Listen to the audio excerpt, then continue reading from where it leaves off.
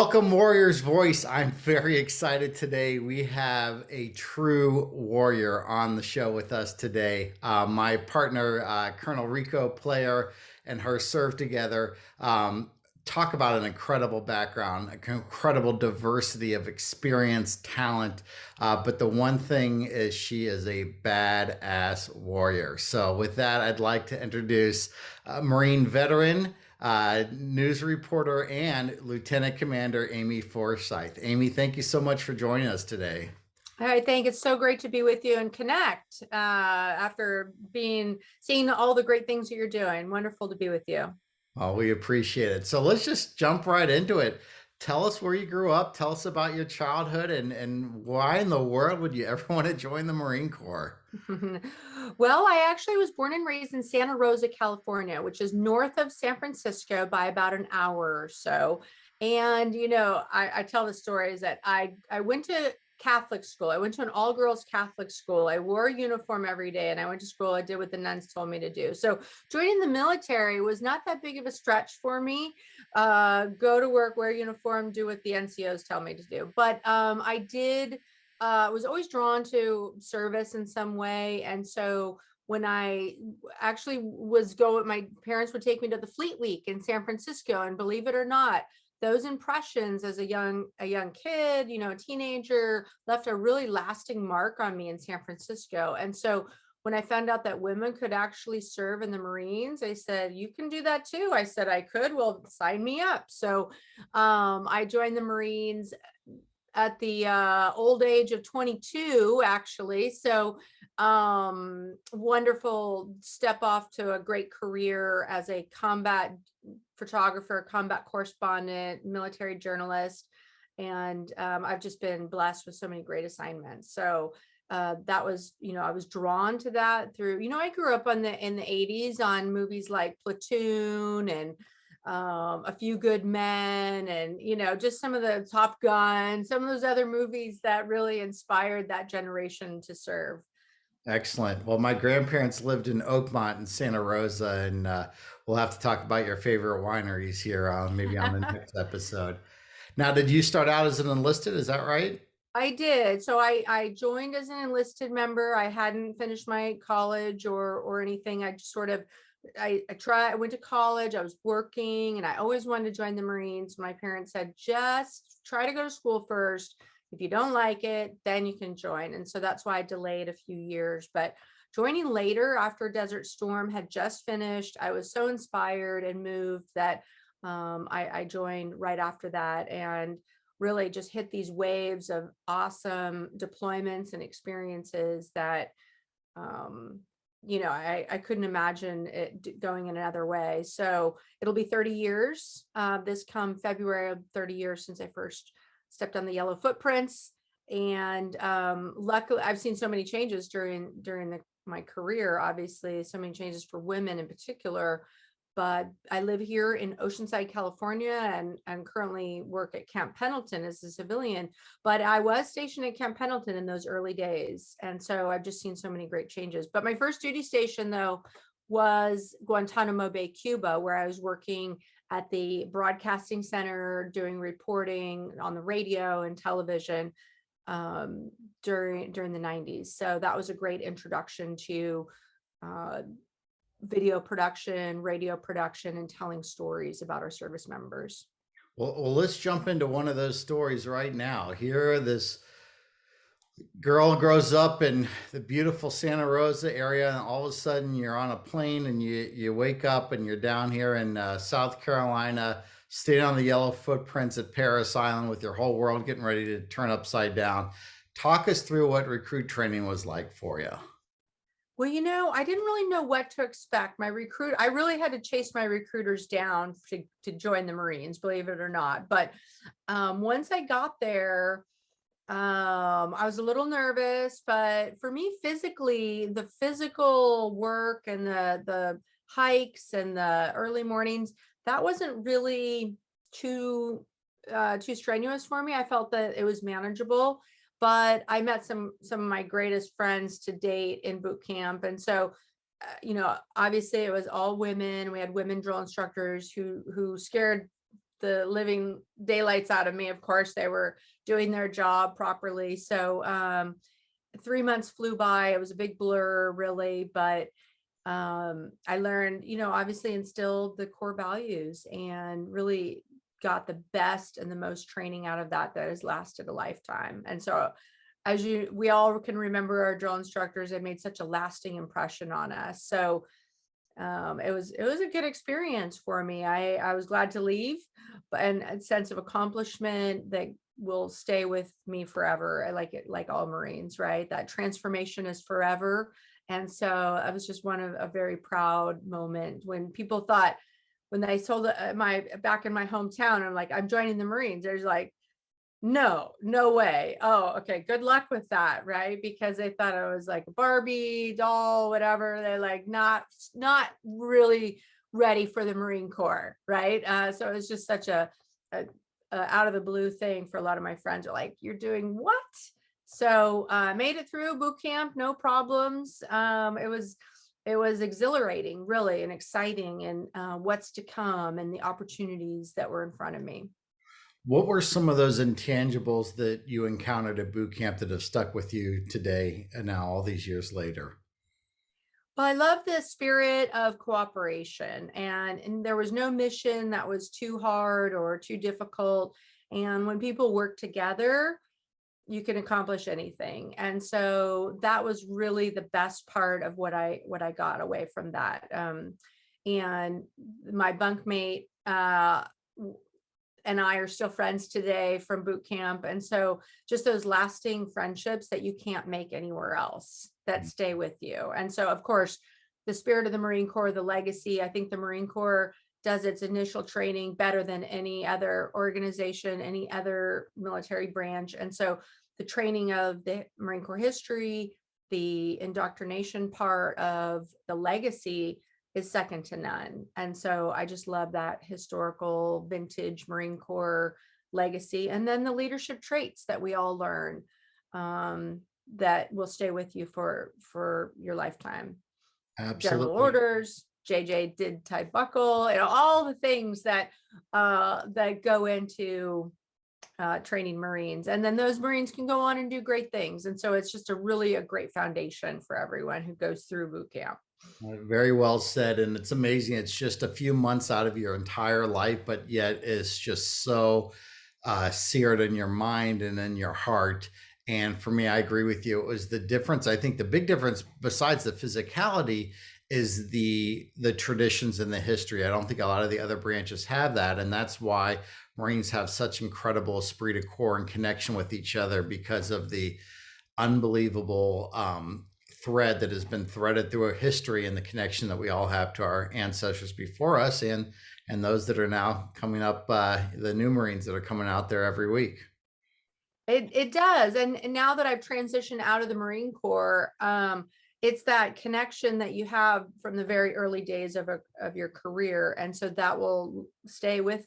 So even as a veteran, there's still that connection to other Marines. And so it's just a lifetime, like being a part of a family. So even though it's a distant family, but the network, the strong Marine Corps network is alive and well in circles for those out there looking to reaffiliate or, be a part of a group, getting back to those Marine Corps roots. And you can find Marines in any city in America to reconnect with if you're looking for that. It's always easy to tell them because they've got a bumper sticker on their car or they're flying the Marine colors or something along those lines. So Guantanamo, you're done at Gitmo. Talk us through what happened after that then. Well, when I first got orders there, the movie A Few Good Men had just come out. So I really didn't know what to expect. What have I gotten myself into? But I got orders to work at the Navy Broadcasting Center there, where I was doing radio and television reporting. And then just a few months into my assignment there, a year-long assignment, you may recall when Cubans and Haitians started to flood the waters and started to come to America, where it was a mass exodus from Haiti. There was a coup. Jean-Bertrand Aristide was the president, and many Haitians tried to come to America. Same with the Cubans. Well, southern Florida was getting flooded with refugees. And so what they decided to do is a humanitarian crisis. They picked everyone up at sea and brought them to the base. And this was Wow, I in remember that. Yeah. 1994. Yes. So we turned the golf course, the football fields, the high schools, the housing units into basically a refugee tent city and a camp. A base that was designed for about 4,000 people turned into 60,000 people on Guantanamo Bay, the Navy base at Guantanamo Bay. And so my job was to cover the stories, talk to the families, try to get sense of what was going on. So it really turned into a full-on joint task force.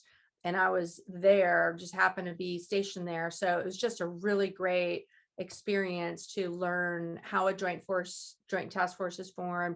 I got to interview some of our most senior leaders in the Marine Corps and the Navy.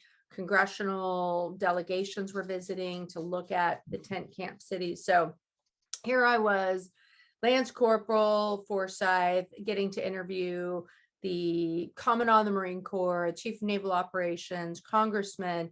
At such an early age, that really made an impression on me on just how we not only are trained to support combat operations, but humanitarian crisis as well. That's great. Wow. Unbelievable experience for anybody, especially your first duty assignment and as a E3. That's awesome.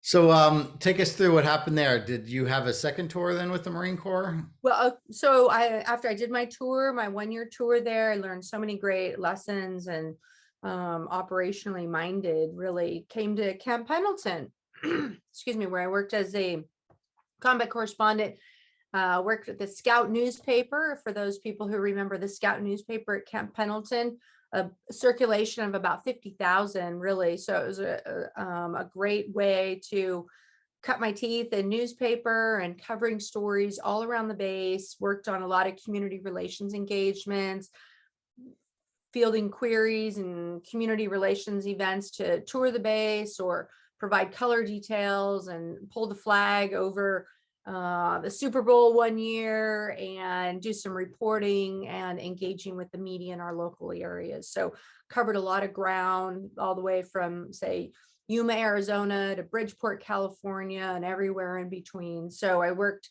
there for really the duration of my career, about 5 years or so. Before I got out, exited active duty, but stayed in the reserve. So just a tremendous experience. I learned all the history of Camp Pendleton and every training range there is on the base. I've been to it and taken pictures, interviewed literally thousands of people throughout the course of my career. So really just a great way to really learn the Marine Corps ins and outs and see the generations of people coming through, equipment changes, policy changes, and then I left active duty in 2000. Gotcha. So you're out in 2000, and I believe you then started pursuing a career in broadcast journalism. Is that right? That's correct. So I left active duty so I could really finish school. So I was sort of piecemealing my bachelor's degree together the hard way. Before, back then, they didn't have online courses, so I'd have to take classes at night or on the weekends, and only the way to finish your bachelor's degree was to attend school during the daytime. So I chose to leave, use my GI Bill. I went to Cal State San Marcos, and my major was in communications. So I stayed in the area in Oceanside, California, and was able to finish my degree and stay in the reserve. So I affiliated with a reserve unit, a civil affairs unit at Camp Pendleton, got the civil affairs MOS, and I was working as a reporter locally for a local TV station. So I was juggling school, work, reserves all at the same time.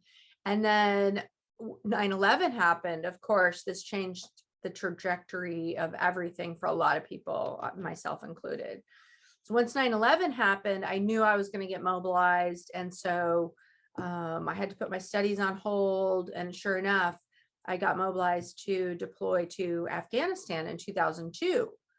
So I went and supported a civil affairs task force for the Army, but I'd already had the civil affairs MOS, or the Marine Corps, is an emerging field that the Marine Corps was slowly adopting. And luckily I had already taken the classes, got the MOS. So I inserted with an Army unit in Kabul in Afghanistan, really before the Iraq war even kicked off. So I got a taste of what that was like in Afghanistan. So that was great. I mean, it was a great experience working in a joint environment, out out every day, working and covering stories of reconstruction and how we were helping the Afghans really before the height of combat operations really was starting slowly to take off there in Afghanistan.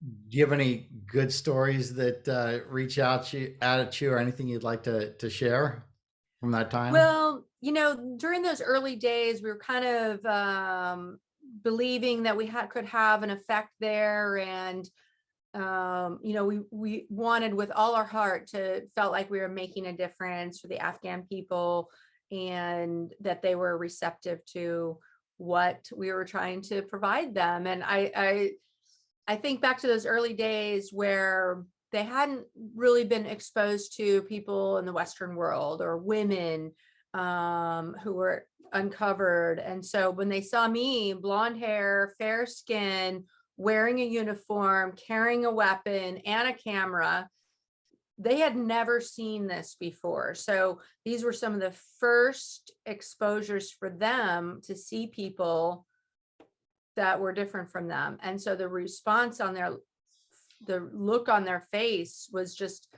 they were just startled or in disbelief of what they were seeing when they would see someone like me. So I got to see it really from the very beginning, and then towards the tail end in Afghanistan, with having served 2 more tours in Afghanistan. So it really came full circle for me, of just a constant steady state of deployment through the years.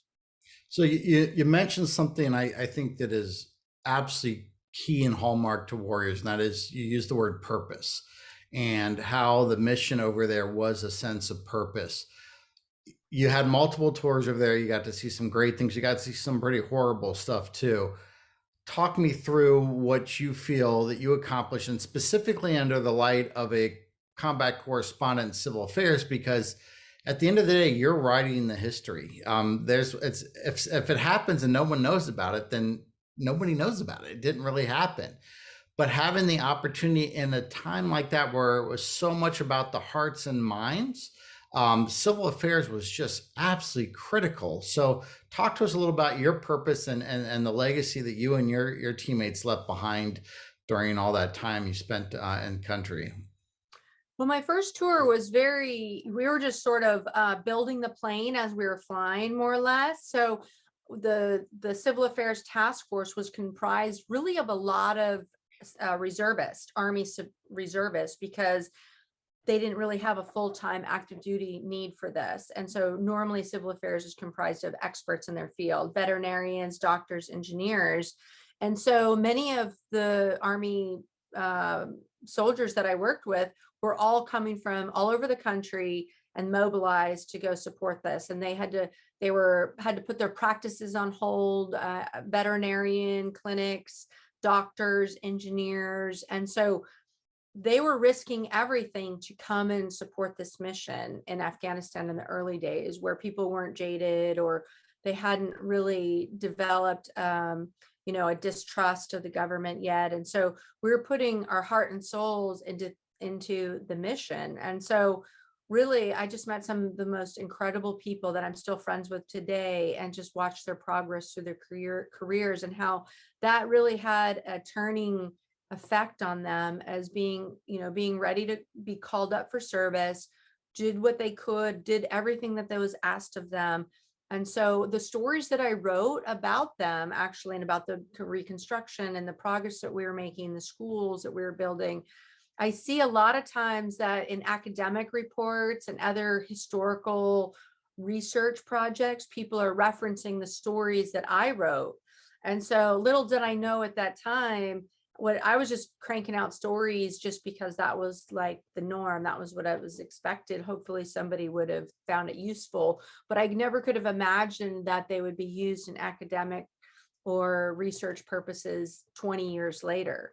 And so every once in a while, I'll see an article that pops up that they reference the NATO command standing up, or different parts of the reconstruction that we were doing in those early days in 2002 and 2003. So that feels very rewarding out there. So now everyone wants to talk about information space and the information out there, and archiving, and what people are saying. But if for those out there who are working in the information space, know that everything that you're writing will be a historical record for a future generation, and looking at it as such. And so that's the advice that I give to, junior people, just the next generation of storytellers in our military, is that their work is so important.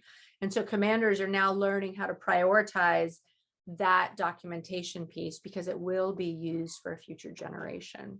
Well, and I mean, a perfect example is some of those things like Abu Ghraib and some of those other areas where the pen truly is mightier than the sword. It wasn't what happened with the combat activities. It was, now that we have this instant dissemination of information, the incredible powerful tool that can play now. So you're absolutely right. I mean, we are in the information age now, and that is, a lot of times wars are won and lost because of that. And I think you're starting to see that a lot over with the modern day hostilities over in Ukraine right now, the absolute vitally importance of, that historical record that you talked about. Definitely. And you mentioned Abu Ghraib. I use that as a teaching point when I was an instructor at the Defense Information School, where all military journalists go to school, is that when people are careless about the photos they're taking, or and now posting to social media, if troops are careless with that information, it could create a hostile situation, and now putting other troops at risk. And so mitigating those risks and training and educating people about, and we've had several cases where troops are careless with their images and their words and posted on social media, where now you're creating a hostile environment, putting others at risk, that being one of them.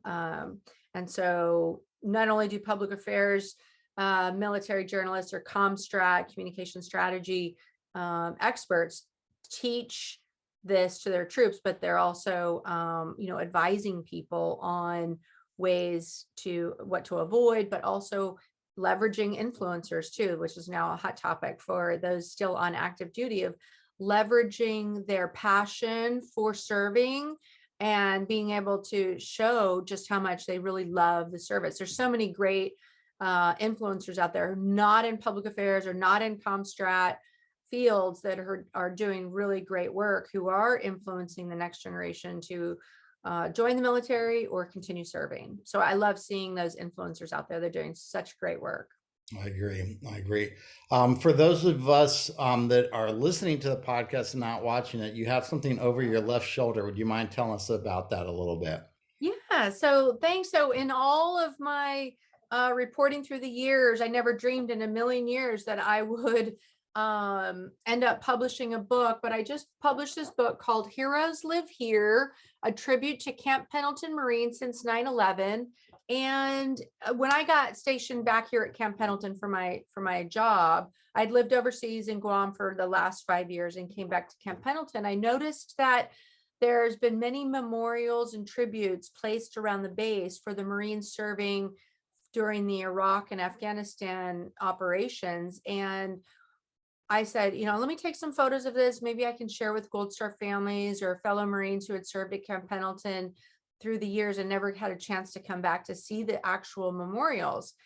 And that led me to putting all of these tributes together in a book called Heroes Live Here, and just talking about some of the history under the 1st Marine Division, the 1st Marine Expeditionary Force, where really above all else, they've laid so much treasure in Iraq and Afghanistan because that was their area of operations. So, for example, you can see some of these tributes from 1st Marines there in the book. And so I've compiled it into 200 pages of backstory and understanding about really the sacrifices of those stationed at Camp Pendleton. You can see here a picture of the Marines that we lost last year in August. The Marines that were killed at the Kabul airport were based at Camp Pendleton. And so as I was putting the finishing touches on the book, I said, I have to include them. Those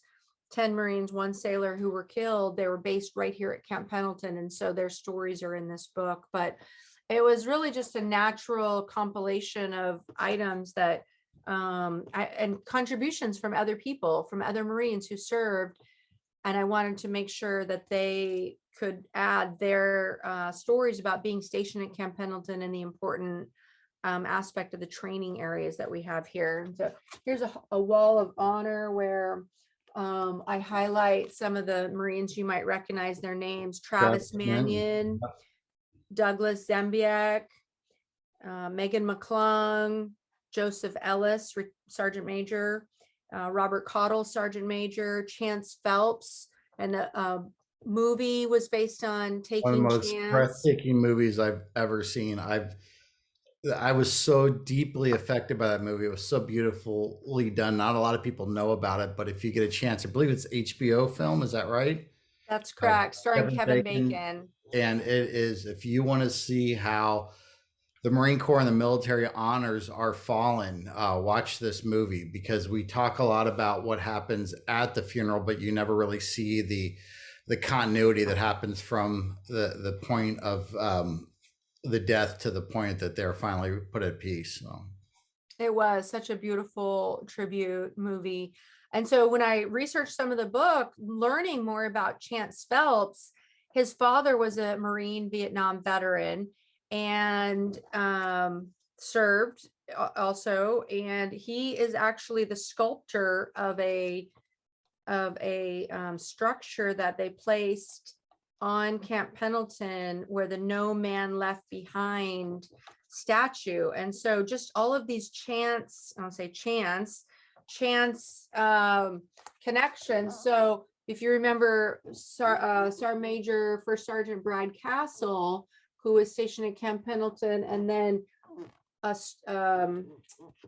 a bronze statue is placed at the Wounded Warrior Center, but he is the one who sculpted that. Chance Phelps' father sculpted that structure and placed one at Camp Lejeune and one at Camp Pendleton at the Wounded Warrior Complex. I just wish they would have had an image of him giving the 1 finger salute to the bad guys instead of that one there. But I guess that wouldn't pass the your side of the clearance that has to go through to approve that. Yeah, so it's writing a book. Everyone has a story in them. I truly believe that.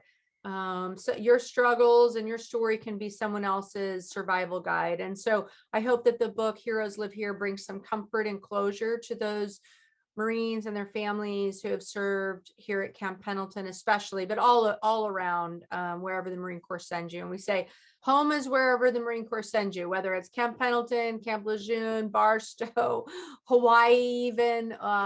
So there's some great duty stations out there, but Camp Pendleton is a special one. I talk about the history of Camp Pendleton and the years of this year marks the 80th anniversary of Camp Pendleton, but Camp Pendleton has been home to our premier warfighting force, even World War II, Korea, Vietnam, of course, Desert Shield, Desert Storm, and then the last 20 years of a constant rotation of troops in the communities surrounding here have just been phenomenal. Yeah, absolutely. Well, ma'am, thank you so much for your time today. Any other last parting words, any other stories, anything you'd like to share with us before we conclude here? Well, I appreciate the opportunity to share my slice of the Marine Corps, my experience. I've had the great fortune of meeting and serving with so many people, but I did definitely want to dedicate this episode to a special Marine that a lot of people know about, Major Megan McClung, who served as a public affairs officer, and we served together in Iraq in 2006, and she was killed by an IED in 2006 in Ramadi, Iraq. And so there's a lot of tributes to her out there, but a lot of people don't know that what the sacrifices of women, especially, they still believe that women, don't go to the front lines or don't get out there, but all Marines willing to risk it all, no matter your MOS, no matter your gender, no matter how long you've been in war and combat. What we've learned from Iraq and Afghanistan doesn't know gender, doesn't know rank, doesn't know MOS. And so for your listeners out there, to remember that, women have risked it all and served with great dignity, patience, and diligence, and appreciate the opportunity to share that. No, we appreciate it. And for those of you that remember that name, Colonel Player, Rico Player, the co-founder of this podcast, actually served with Amy and Megan over there. So there was quite a bit of connection there with all of them. Amy, how can we get a hold of your book? How can we buy a copy of that if we're interested? Well, thank you. I definitely encourage people to go to the website called Heroes Live Here. And you can check out there's some free downloadables from my graphic designer, who was a Marine veteran, who created some amazing graphics here, but heroeslivehere.com. But I would definitely love to connect with people on LinkedIn, Instagram, Facebook, and maybe share your stories of your service. I'd love to connect and learn more about other people's experiences out there. And once a Marine, always a Marine. So just remember that no one can take that away from you, no matter what you do. And you go on to do other things in life. Like myself, I left the Marines and transitioned over to the Navy Reserves, but no one can take that away from you. So I appreciate the opportunity to share some of that history and legacy with you and your audience out there. Well, ma'am, thank you so much. It was a great chat today. And I'm going to ask you to help conclude our episode, as we always do, with a knife hand and the word Semper Fidelis. So I'll count us down 3, 2, 1, and then we'll go ahead and do it. Ready? Okay. 3, 2, 1. Semper Semper Fidelis. Fidelis. All right. Thank you, ma'am. Thank you.